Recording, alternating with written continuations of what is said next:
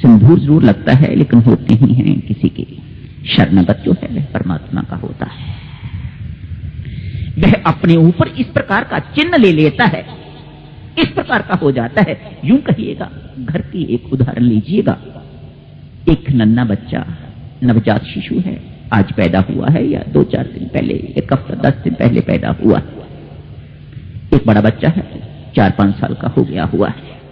वह अपनी मां को मिलने के लिए आया हुआ है, या यूं कहिए मां इधर उधर गई हुई है, वह उसको मौका लगा है, वह मां की गोद में चला गया हुआ है। इससे पहले ये जो नवजात आया है, इससे पहले तो वही बैठता रहा है, इतने वर्ष तो वही बैठता रहा है, आज भी वह अपनी मां की गोद में चला गया हुआ है। लेकिन ये नवजात शिशु यदि इस मां को रोता हुआ दिखाई दे जाता है तो उसको पटक के मारती है, हट पड़ी, वह रो रहा है। सर्वप्रथम अधिकार जो है वह उसका है, उस नवजात शिशु का। ये नवजात शिशु जो है इसी को शरणागत कहा जाता है। जो कहे मैं आपका हूं, स्वामी जी महाराज कहते हैं, जो कहे मैं आपका हूं उसी को वह अपना मानते हैं। भगवान राम के लिए, परमात्मा के लिए ये बात, इतनी सी बात ही आपको करनी है। भक्तजनों पर बड़ी ईमानदारी के साथ, निष्ठा पूर्वक, बेईमानी की बात वह नहीं मानता, ये झूठ मूठ वह नहीं मानता। आप जितना मर्जी कहते रहो मैं आपका हो गया हूं, मैं आपकी शरण में आ गया हूं, नहीं मानता वह। उसे वास्तविकता चाहिए, उसे सच्चाई चाहिए, उसे ईमानदारी चाहिए। ईमानदारी के ये शब्द हो तो फिर आपको वह छोड़ता नहीं है, कोई नहीं छुड़ा सकता। भीष्म जी महाराज आज आ गए, अपना कुटुंब, अपना सब कुछ छोड़ के यही कह के चले हैं कि मैं भगवान की चरण शरण में जा रहा हूं। ध्यान से सुनिएगा भक्तजनों शब्द।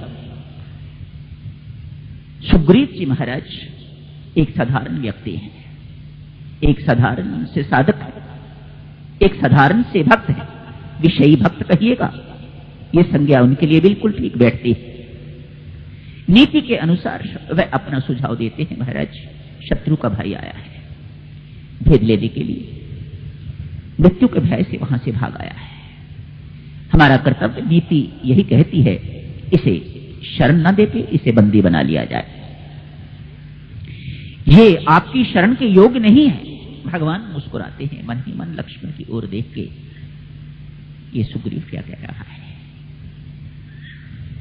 बाली का भाई यदि शरण में आ सकता है तो रावण का भाई शरण में क्यों नहीं आ सकता।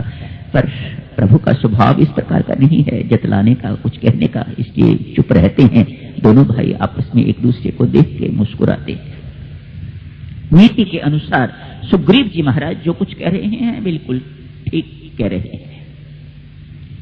प्रभु राम, ये तो भाई कर्म का सिद्धांत है ना, जैसा कोई करेगा वैसा फल भोगेगा, इसमें तो अकाट्य सिद्धांत है। ये एक पक्ष है परमात्मा का। परमात्मा न्यायाधीश है, इसमें कोई संदेह नहीं है, लेकिन ये एक पक्ष है, ये पूर्णत्व नहीं है परमात्मा का, पूर्णता नहीं है परमात्मा की, एक पक्ष है कि वह न्यायाधीश है। जैसी करनी वैसा फल, आज नहीं तो निश्चय कल मिल के रहेगा आपको। ये कोई इसमें कोई दूसरा मत ही नहीं है, मिल के रहेगा। लेकिन ये सिद्धांत किस पर लागू होता है? उस पर जो शरणागत नहीं है,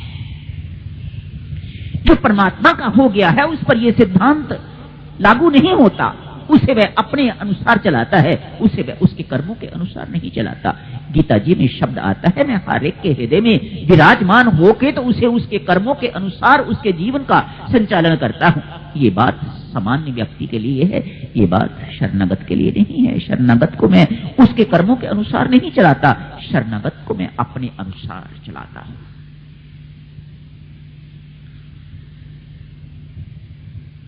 एक उदाहरण देखिएगा भक्तजनों, शरणागति अभी थोड़ी देर के बाद कर लेंगे। आज 2-4 मिनट 5 मिनट लेट भी हो जाऊं तो गोविंद राम जी मुझे क्षमा करें। ये प्रसंग समाप्त हो जाए तो ठीक ही रहेगा, समय नहीं रहेगा अन्यथा। एक राजकुमार का विवाह